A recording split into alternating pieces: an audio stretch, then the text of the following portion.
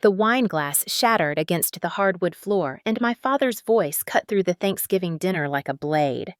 Some children make you proud, others just take up space. The entire table erupted in laughter. My brother Michael, his wife, even the kids who barely understood the insult. Only my mother looked down at her plate, silent as always. But this time I didn't cry. I didn't apologize. I smiled, set down my fork, and said the words I'd been rehearsing in my head for 18 years. Perfect. I just bought a one-way ticket to California. Won't be taking up space anymore. Before I continue, if you've ever felt invisible in your own family, if you've ever been the one everyone overlooked, hit that like button. Subscribe because this story gets wild, and comment below telling me what you would have done in my situation. Now let me take you back to where it all began. My name is Eleanor Vance, but everyone called me Ellie. Everyone except my father, who seemed to forget my name altogether most days. Growing up in suburban Indiana, I learned early that love in the Vance household wasn't distributed equally. It was earned, but only if you were the golden child, and that title belonged exclusively to my brother Michael. I remember my 10th birthday like it was yesterday. I'd won first place at the regional science fair for building a solar-powered water filtration system. I was so excited to tell my parents. I ran into the house clutching the blue ribbon and the certificate, my heart pounding with anticipation. My mother was in the kitchen preparing dinner. "Mom, look, I won." She glanced at the ribbon and smiled weakly. "That's nice, sweetie. Can you set the table? Your father will be home soon with Michael." That was it. No hug, no congratulations, just another chore. When my father came home, he had Michael on his shoulders. My brother had scored a goal in his soccer game. The whole evening became about Michael's triumph. My father ordered pizza, invited neighbors over, turned it into an impromptu celebration. My science fair ribbon sat on the kitchen counter, eventually buried under junk mail and grocery lists. A week later, I found it in the trash. That was the pattern of my childhood. Michael's soccer trophies lined the mantel. My academic awards went into a drawer. His team photos covered the refrigerator. My robotics club picture never made it up. When relatives visited, my father would parade Michael around, talking about his athletic scholarships, his popularity at school, his bright future. When they asked about me, he'd say, "Oh, Ellie, she's around here somewhere, probably reading or something." The worst part wasn't the neglect. It was the active dismissal. I was 12 when I tried to join a conversation at a family dinner. The adults were discussing something about technology, and I mentioned an article I'd read about artificial intelligence. My father cut me off mid-sentence. "Ellie, don't interrupt.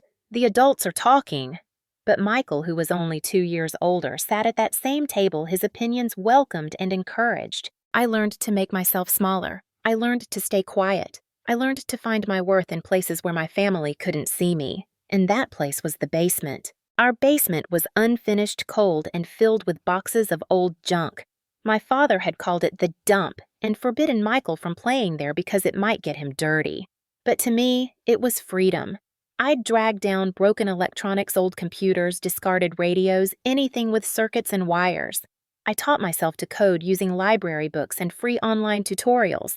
I built my first computer from salvaged parts when I was 13. One winter evening, I fixed an old radio my father had thrown out years ago. It had belonged to his father, a beautiful wooden cabinet radio from the 1940s. I spent 3 weeks rewiring it, replacing blown tubes, cleaning every component until it worked perfectly. I was so proud. I carried it upstairs and found my father in his study. "Dad, look, I fixed Grandpa's radio. It works now." He glanced up from his newspaper, irritated at the interruption. "That old thing, I threw it out for a reason, Ellie. It's junk." His eyes went back to the paper. "Now go get your brother some water. He just got back from practice." I stood there holding that radio, feeling something crack inside me. Not break, crack. Like a windshield that's been hit but hasn't shattered yet. I took the radio back downstairs, plugged it in, and let it play while I sat on the cold concrete floor. The music was beautiful, filled with warmth that my house lacked. And I made myself a promise. If they don't see me, I'll build something they can't ignore. High school was more of the same. Michael was the star quarterback. I graduated valedictorian. He got a standing ovation at his games. I gave the commencement speech to polite applause and my father checking his watch. College acceptance letters arrived during my senior year. I'd applied to Stanford, MIT, Berkeley, all the top engineering schools. When Stanford's thick envelope arrived with a full scholarship offer, I thought maybe finally this would be the moment my father would see me. I brought the letter to dinner, my hands shaking with excitement. "Dad, I got into Stanford. Full scholarship. They want me for their robotics and AI program." My father set down his fork and looked at me, really looked at me for the first time in months. I held my breath. "California? That's too far. Michael's going to Purdue. That's more practical. Closer to home." That was all he said. No congratulations, no pride, just logistics. My mother added quickly, "We're very proud of you, Ellie." But her words felt hollow, automatic, like she was reading from a script she'd memorized years ago. Michael, who'd gotten into Purdue with a partial athletic scholarship, was celebrated for weeks. Another party, another round of relatives congratulating the Vance family on raising such a successful son. I was mentioned in passing, if at all. "Oh yes, Ellie got into some school in California, very far away. We'll miss her, of course," said with the same enthusiasm you'd use to describe losing a stapler. The Thanksgiving dinner that changed everything happened 3 months before I was set to leave for California. My father had insisted on a big family gathering. Aunts, uncles, cousins, neighbors, everyone was invited to celebrate the Vance family's success. The table was set beautifully. My mother had cooked for days. It looked like a scene from a magazine, all warm lighting and autumn decorations.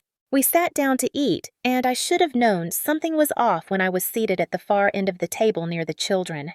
I was 18, about to start college, but still relegated to the kids' table, while Michael, barely 20, sat near my father like a prince beside his king.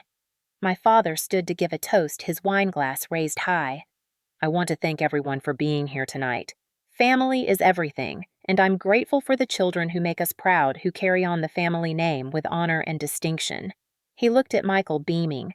Then his eyes swept over me, and his expression changed to something I can only describe as disgust. "And some children, well, they just take up space." The words hung in the air for a moment. Then Michael laughed. His wife laughed. The cousins laughed. Even the neighbors who barely knew me chuckled uncomfortably. My mother stared at her plate, her knuckles white around her fork. And I felt that crack in my windshield spread spiderweb across every inch until there was nothing left to break. But instead of shattering into tears like I had so many times before, I felt something else. Clarity. Cold, sharp, absolute clarity. I set down my silverware carefully, the clink of metal on china, the only sound as the laughter died down. Everyone looked at me, expecting me to shrink, to disappear, like I always did. Instead, I smiled. Not a warm smile, a smile like ice. "You know what? You're absolutely right, Dad." My voice was steady, calm, almost cheerful. "I have been taking up space. Your space. This house's space. This family's space." I stood up slowly, smoothing my dress. "So, I want you all to know I'm leaving for California in January. I bought my plane ticket yesterday, one way, and I won't be taking up anyone's space anymore." The table fell silent. Michael's smile faded. My father's face turned red, that vein in his forehead pulsing the way it did when he was angry. But I wasn't done. "Thank you for tonight. The food was delicious, Mom. You really outdid yourself. And everyone enjoy the rest of your evening.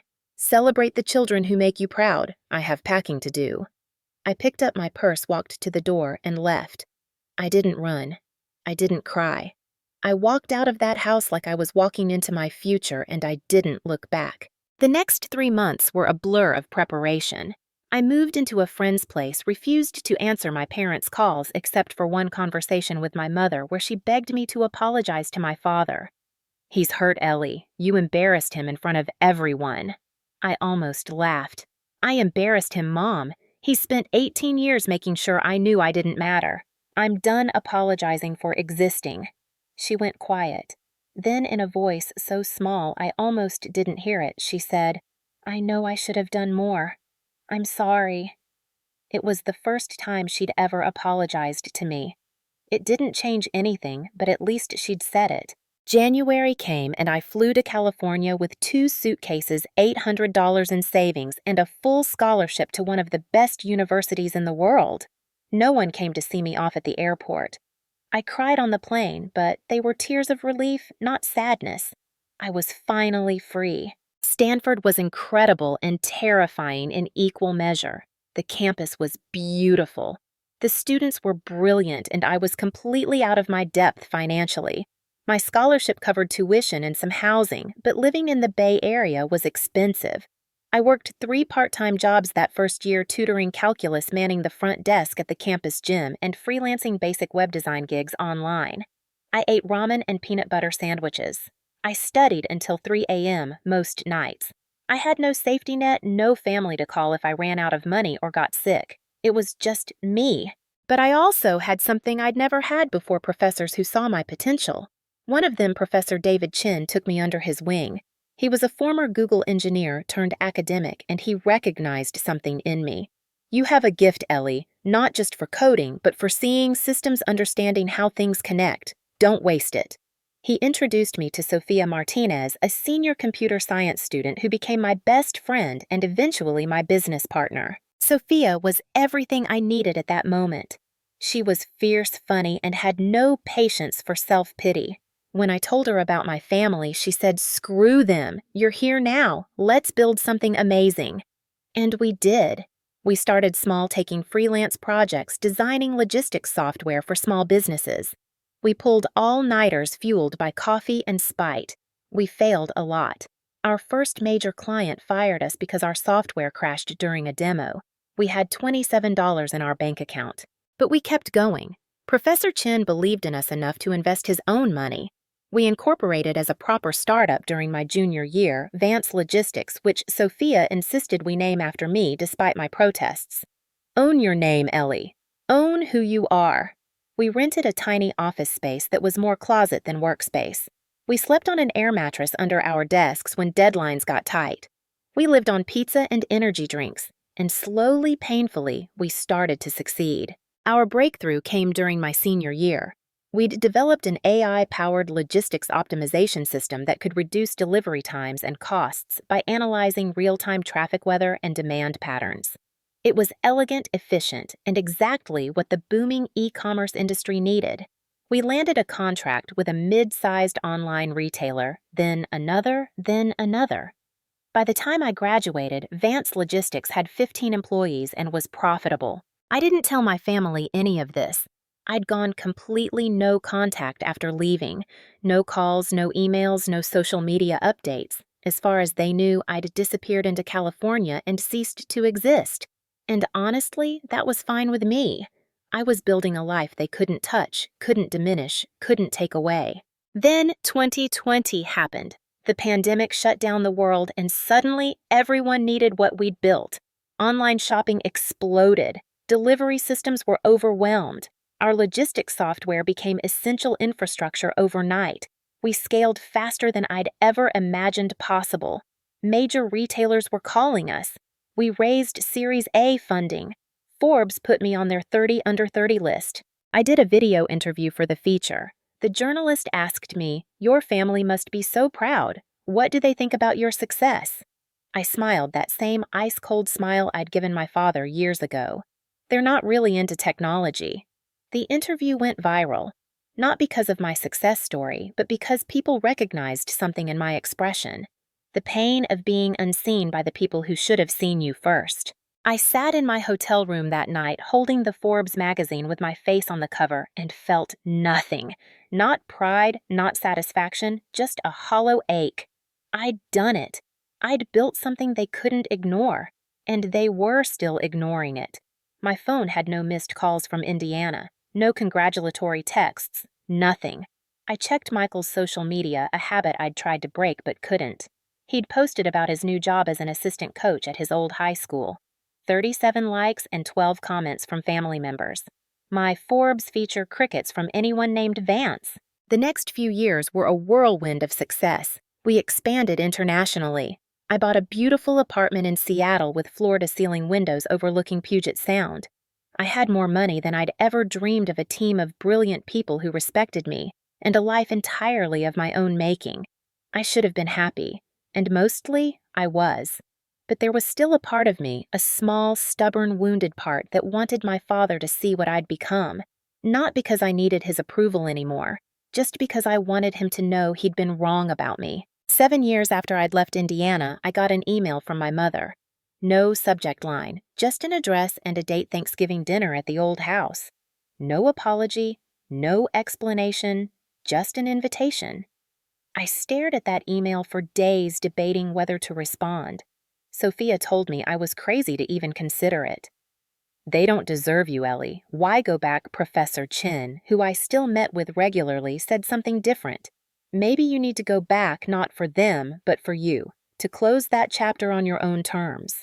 I decided to go.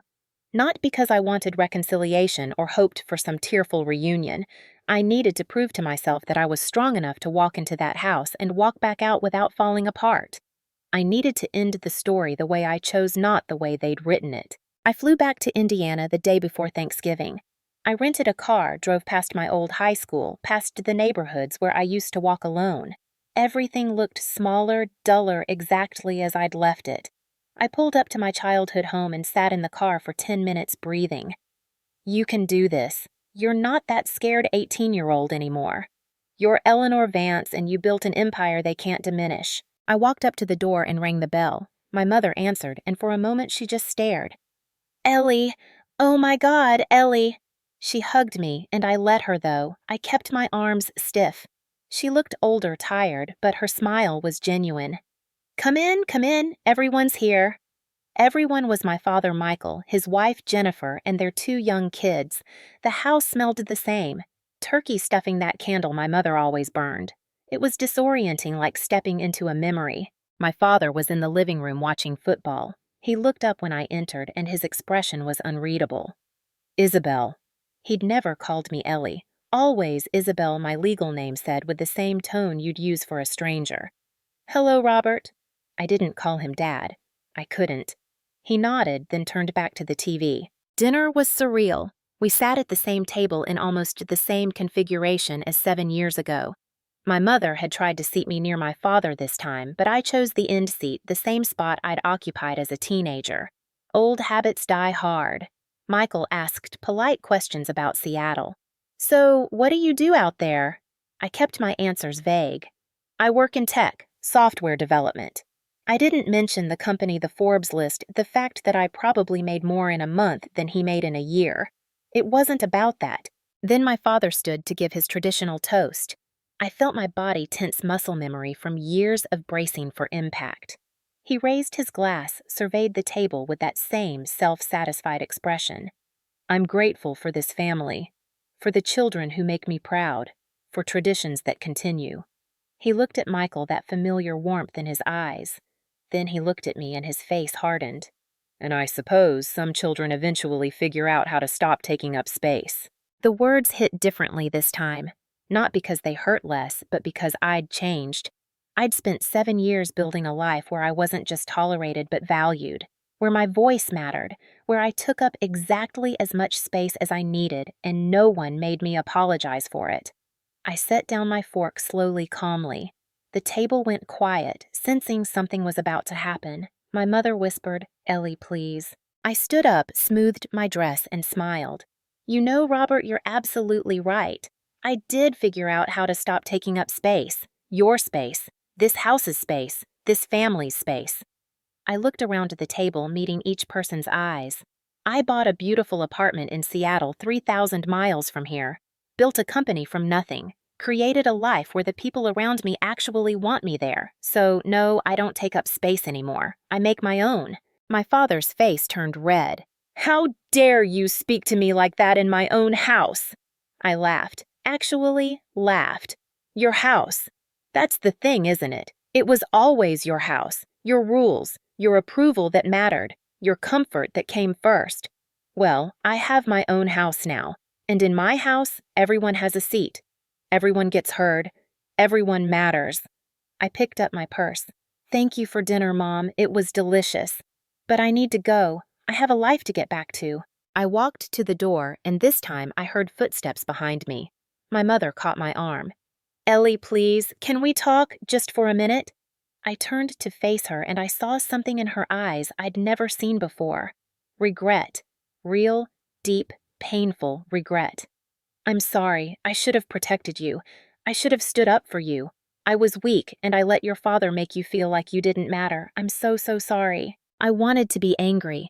I wanted to tell her that her apology came 7 years too late. But looking at her, seeing the tears in her eyes, I couldn't. Because she was a victim too, just one who'd chosen to survive by going along instead of fighting back. I appreciate that, Mom. I really do. But I can't come back here and pretend everything's okay. Maybe someday we can have a real relationship, but it has to be on equal terms. No more of this. I gestured back toward the dining room where my father sat in stony silence. She nodded, wiping her eyes. I understand. Can I at least have your number? I won't give it to him. I just want to know you're okay.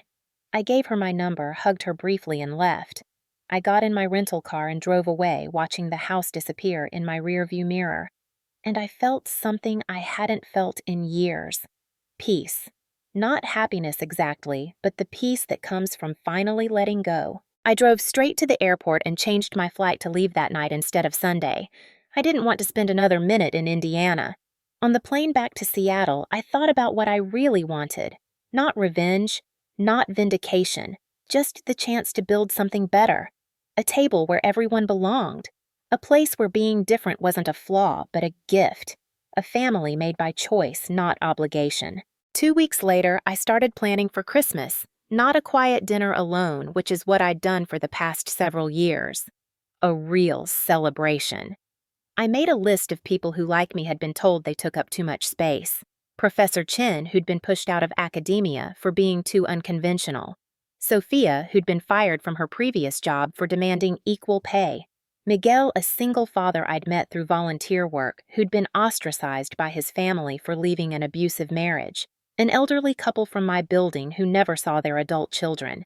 And my grandmother, my mother's mother, who I hadn't seen since childhood. I called my grandmother first, nervous she wouldn't remember me.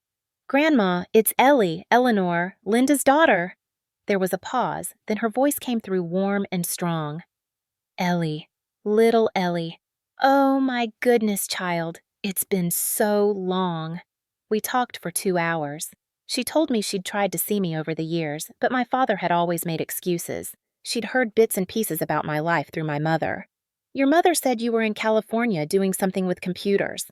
I'm not good with all that technology stuff, but I could hear the pride in her voice even if she was too scared to say it out loud." I told her everything. About Stanford, about the company, about the life I'd built. And then I told her about Thanksgiving. She was quiet for a long moment. "Your father is a hard man, always has been. Wanted sons to carry on his name, got your mother instead. When Michael was born, it was like his prayers had been answered. But you reminded him of himself. Too smart, too independent. That scared him." It was the first time anyone had tried to explain my father's behavior as anything other than just being mean. "Grandma, I'm having Christmas dinner at my place in Seattle. Real dinner with people who actually want to be there. Would you come? I'll send you a plane ticket. First class, the whole thing." I heard her breath catch. "You want your old grandma at your fancy dinner?" Her voice cracked. "Sweetheart, I'd love nothing more." I booked her ticket that night. Christmas preparations consumed the next 3 weeks. I bought a dining table that could seat 12. I hired a chef to help me cook because I'd inherited exactly none of my mother's culinary skills. I decorated my apartment with lights, garland, a massive tree that barely fit through the door. Sophia helped, amused by my sudden obsession with holiday perfection. "You're really going all out." I strung another set of lights. "I spent 18 years at tables where I wasn't wanted. I'm building one where everyone is." Christmas Eve arrived, and so did my guests. Professor Chen came with his wife, bringing homemade dumplings. Sophia and her girlfriend brought wine and stories. Miguel and his son brought their energy and laughter. The elderly couple from downstairs, Harold and Marie, brought old photos and tales from their youth. And my grandmother arrived in a cab from the airport looking elegant and sharp as ever. She hugged me so tight I couldn't breathe. "Look at you.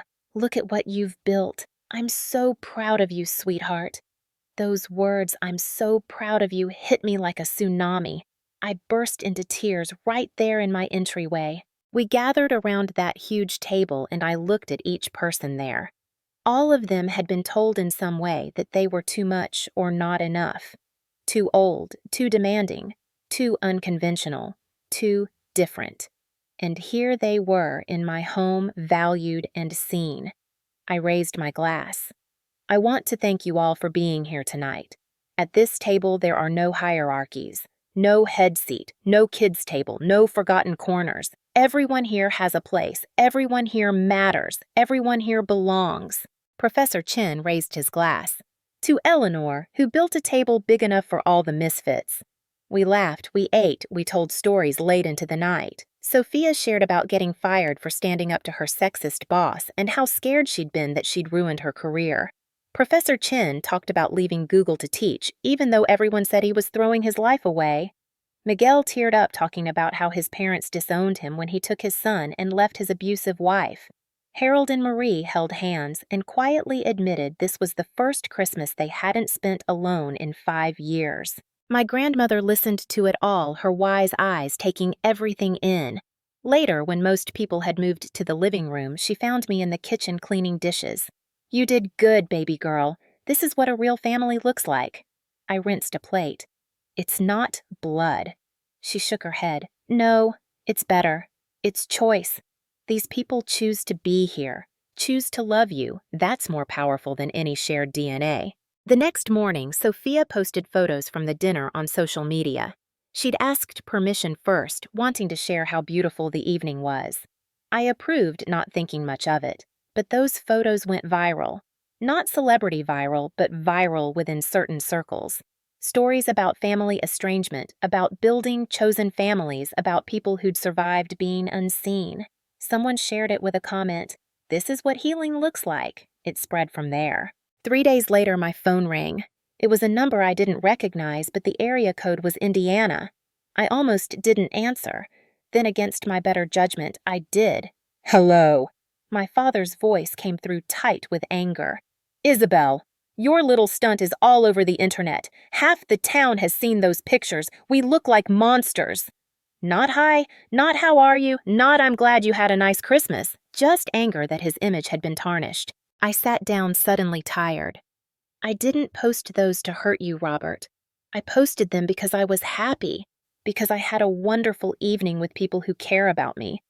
If that makes you look bad, maybe you should think about why. He exploded. How dare you? After everything we did for you, we raised you fed, you put a roof over your head, and this is how you repay us, by making us look like we abandoned you. I felt something shift inside me. Not anger, clarity. You did abandon me, Robert. You abandoned me every time you chose Michael over me, every time you dismissed my achievements, every time you made me feel like I was taking up space just by existing. You abandoned me emotionally long before I left physically. He sputtered, trying to interrupt, but I kept going. And you know what I don't need your approval anymore.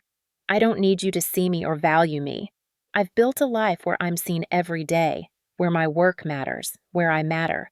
You can't take that away from me. There was silence on the other end. Then I heard another voice, a voice I hadn't expected. That's enough, Robert. My grandmother. She was there in Indiana, must have flown back after Christmas.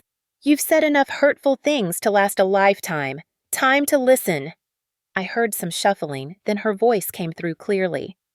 Ellie, sweetheart, I'm here with your parents. We need to have a conversation, all of us. What followed was the most difficult hour of my life.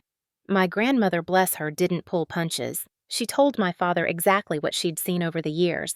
The favoritism, the cruelty, the way he'd systematically made me feel worthless. My mother cried through most of it, finally admitting out loud that she'd been complicit, that she'd chosen peace over protecting her daughter. And my father, to my surprise, broke. Not dramatically. Not with tears or apologies. But his voice when he finally spoke was different, smaller. I didn't see it that way. I thought I was pushing you to be stronger, independent. I thought if you could handle me, you could handle anything. My grandmother scoffed. That's a coward's excuse, Robert. You treated your daughter like garbage because she reminded you of your own father and you hated him. Don't pretend it was for her own good. The conversation went on. My father tried to defend himself, then slowly, reluctantly began to admit fault. Not fully, not completely. but enough that I could see a crack in his armor. My mother begged for a chance to make things right. "Please, Ellie, give us a chance. Let us try to be better." I wanted to say no. Part of me wanted to hang up and never speak to them again. But another part, the part that had spent Christmas with other broken people finding healing, knew that sometimes the hardest thing is giving people a chance to change. "I'll make you a deal," I said finally. "New Year's Eve, come to Seattle, meet my friends, sit at my table. But here are the rules. No hierarchies. Everyone gets equal voice. Everyone gets respect. You don't get to be the center of attention. You're guests in my home at my table playing by my rules. If you can handle that, you're welcome. If not, this conversation is over." There was a long pause. Then my mother said, "We'll be there, both of us." New Year's Eve came, and I was a nervous wreck. Sophia helped me prepare, making sure everything was perfect. Not to impress my parents, but to show them what I'd built, who I'd become. My father and mother arrived in the afternoon. It was awkward. My father looked uncomfortable, older than I remembered. My mother was tentative, unsure how to act around me. But slowly over the course of the evening, something shifted. My friends arrived, each bringing their warmth and stories. My father tried to dominate conversation once, and Professor Chen gently redirected him. "Actually, Robert, I'd love to hear what Linda thinks about this." It was a small thing, but my mother's face lit up. No one had asked her opinion in years. As dinner progressed, I watched my father observe the dynamic. People listening to each other, respecting each other. No one trying to be the most important person in the room. After dinner, as we waited for midnight, my father found me on the balcony. The Seattle skyline glittered in the cold night air. He stood beside me, silent for a long moment. "Your mother told me about that radio, the one you fixed when you were 12. I was surprised he remembered it even existed. "I remember." He nodded slowly. "I threw it away the next day. Told your mother it was junk." He paused. "It wasn't junk. It was my father's. And you fixed it, made it beautiful again. And I threw it away because I couldn't stand being reminded of him." I turned to look at him. "Why?" He stared out at the city. "Because my father treated me the way I treated you. Told me I'd never amount to anything, that I was a disappointment. I spent my whole life proving him wrong, building the life he said I couldn't have. And when you came along smart like him, stubborn like him, I saw him, and I hated it. I hated you for reminding me of everything I'd run from."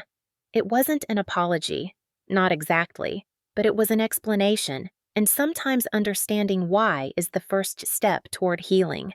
"I can't undo what I did," he continued. "Can't take back the years of making you feel small. But I want you to know I was wrong. About you. About what mattered. You built something real here. Something I never could." He finally looked at me. "I don't know how to be the father you deserved, but if you're willing, I'd like to try to be something better than what I was." Midnight came. We stood on that balcony, my father, my mother, and me, watching fireworks explode over Puget Sound. I raised my glass. "To new tables. To equal chairs. To people brave enough to change." My father raised his glass slowly. "To equal chairs." My mother, tears streaming down her face, added, "To second chances." It wasn't perfect. My father still had moments where his old patterns emerged, where he'd try to take over or dismiss someone's opinion. But now when it happened, my mother would gently call him on it. "Robert, listen." And he would grudgingly at first, then with more grace. We started having monthly video calls. Awkward at first, but slowly getting easier. My parents came to Seattle twice more that year. I didn't go back to Indiana. 6 months later, my father did something that shocked me. He sold the house in Indiana, the house I'd grown up in, and moved with my mother to a smaller place outside Chicago. "Too many bad memories in that house," he told me. "Time for something new." They started going to therapy both individually and together. My mother began taking art classes, something she'd wanted to do for decades. My father joined a community center where he volunteered coaching youth basketball. Not to relive his glory days through Michael, but to actually help kids. My relationship with Michael remained complicated. He was defensive when I tried to talk to him about our childhood, insisting I was exaggerating, that Dad hadn't meant harm. But slowly, as he watched our parents change, as he saw the family dynamic shift, something in him began to crack too. He called me one night, his voice thick with emotion. "I'm sorry for laughing at you, for going along with it, for pretending I didn't see what was happening." It wasn't everything I needed, but it was a start. The following Thanksgiving, 2 years after that disastrous dinner that changed my life, we gathered again. But not in Indiana. In Seattle. At my table. My parents, my grandmother Michael and his family, and all my chosen family too. 15 people crowded around that table, and it was chaotic and beautiful, and nothing like the cold, hierarchical dinners of my childhood.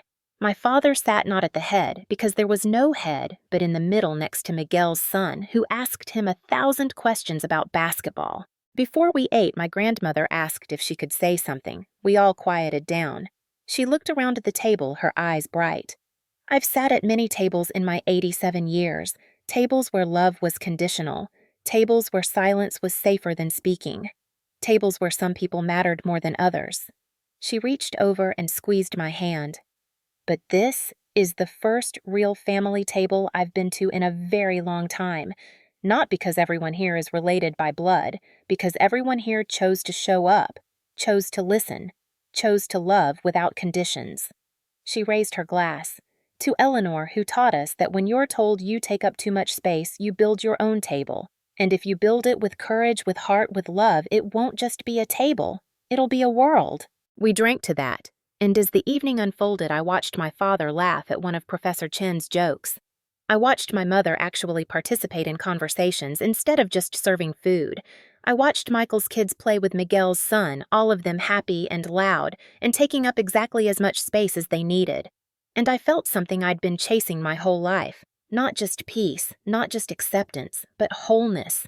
Later that night, after everyone had left, and I was cleaning up with Sophia and my grandmother, I found myself crying. Not sad tears, relief tears, gratitude tears, all of it mixed together. My grandmother put down the dish she was drying and wrapped her arms around me. "You did it, baby. You broke the cycle. Your children, when you have them, will never wonder if they matter. They'll know, because you'll have learned from all of this how to love them right." I thought about that a lot in the months that followed, about cycles and patterns, about how hurt people, but also how healed people can heal people. My father had been hurt by his father, and he'd passed that hurt to me, but I'd chosen to stop passing it forward. I'd chosen to build something different, something better. My company continued to grow. We went public, which was surreal and terrifying and exciting all at once. I used some of the money to start a foundation for first-generation college students, especially those from difficult family situations. I wanted to be for other kids what Professor Chen and Sophia had been for me. A voice saying, "I see you, you matter, keep going." I spoke at Stanford's commencement 2 years ago. Standing at that podium looking out at hundreds of graduating students, I told them my story. Not the sanitized version, the real one. About being the kid who took up too much space. About leaving and building and falling and getting back up. About learning that your worth isn't determined by the people who should have loved you but didn't. It's determined by how you love yourself and others when you finally get free. After the speech, dozens of students lined up to talk to me. So many of them had similar stories, families who didn't understand them, parents who valued one child over another, relationships that hurt more than they healed. And I told each of them the same thing. You get to choose what comes next. You get to decide who sits at your table. And if no one's built a table that fits you, build your own. Build it big enough for everyone who's been left out. Build it strong enough to last. Build it with love, and it will hold. My father and I will never have the relationship I wanted as a child. Too much damage was done, too many years were lost. But we have something now. Something honest and real. He calls me Eleanor now, not Isabel. He asks about my work and actually listens. He's met Sophia and respects the partnership we've built. He's even apologized multiple times in ways that feel genuine. I can't give you back your childhood, but I want you to know I see what you've built. I see who you've become, and I'm proud of you. Those words meant something, but not everything. Because by the time he finally said them, I'd already learned that I didn't need his pride to feel whole. I had my own pride. I had the pride of people who'd chosen to love me without conditions. I had the pride of building something meaningful from nothing. I had the pride of knowing I'd survived the worst thing that can happen to a child being unseen by your own parents, and I'd come out the other side stronger. Last month, my mother sent me a box. Inside was that radio, the one I'd fixed when I was 12, the one my father had thrown away. She'd found it in the garage tucked behind old paint cans covered in dust. She'd had it restored professionally, made sure it worked perfectly. There was a note in her handwriting.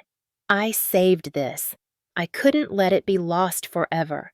You made something broken beautiful. You always have. I'm sorry it took me so long to tell you that. I plugged it in that night, and it played the same warm, crackling jazz it had played all those years ago. I sat in my living room in my beautiful apartment I'd bought with money I'd earned, surrounded by photos of people who loved me, and I cried. But they were good tears. Healing tears. The kind of tears that wash away the last bits of hurt and leave something clean behind. I'm 32 now. I've built a company worth hundreds of millions. I've changed an entire industry. I've been on magazine covers and keynote stages. I've dated failed, tried again. I've traveled the world. I've made mistakes and learned from them. And through it all, the thing I'm most proud of isn't the money or the recognition. It's that table. That big, crowded, chaotic table where everyone belongs. Because here's what I learned.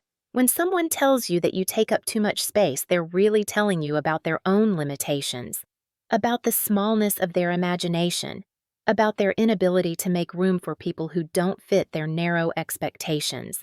And you have two choices. You can make yourself smaller, contort yourself into shapes that fit their comfort. Or you can walk away and build your own space, a space big enough for all of you, a space that welcomes others who've been told they're too much or not enough. I chose the second option, and it saved my life. If you've ever been the forgotten child, the overlooked sibling, the person who didn't matter in someone else's story, I want you to know something. You get to write your own story now. You get to decide who the main character is, and spoiler alert, it's you. You get to choose who supports you, who celebrates you, who gets a seat at your table. And if the people who were supposed to love you first can't or won't do it right, that's their loss, not yours. Build your table. Build it strong. Build it wide. Build it with courage and hope and the unshakable knowledge that you deserve to take up space in this world. Because you do. You always did. And anyone who can't see that doesn't deserve a seat at the table you're building. I look at my life now and I see clearly that the best revenge isn't proving them wrong. It isn't showing them what they missed. The best revenge is building a life so full of love and meaning and joy that their opinion stops mattering. The best revenge is healing. The best revenge is becoming so whole that you can extend grace even to the people who broke you. Not because they deserve it, but because you're free enough to give it. That's where I am now. Free. Not because my family finally changed, though I'm grateful they're trying, but because I stopped needing them to change in order for me to be okay. I stopped waiting for permission to take up space. I stopped apologizing for existing. I stopped believing the lie that I was too much or not enough. I am exactly enough. I always was. So here's my question for you. What table are you sitting at right now? Is it one where you're valued and heard, or are you still trying to earn a place at a table that was never meant for you? And if it's the latter, what would it take for you to stand up, walk away, and build something better? Think about it. Really think about it. Because life is too short to spend it in rooms where you have to shrink to fit. Life is too precious to waste on people who make you feel small. You deserve better. You deserve a table where everyone sees you, hears you, celebrates you. And if that table doesn't exist yet, build it. Build it tomorrow. Build it today. Build it right now. And when you do save me a seat, because my table's always open for people who've learned to take up space without apology, for people who've turned their pain into purpose, for people who've built empires from basements and broken radios, for people who know that the best families aren't born, they're chosen, for people brave enough to walk away from what hurts them and toward what heals them. If this story resonated with you, if you've ever felt invisible in your own family, I want to hear from you. Hit that like button, subscribe to hear more stories like this, and comment below telling me, have you built your own table yet? Or are you still sitting at one where you don't belong? What's holding you back? What would freedom look like for you? Share your story.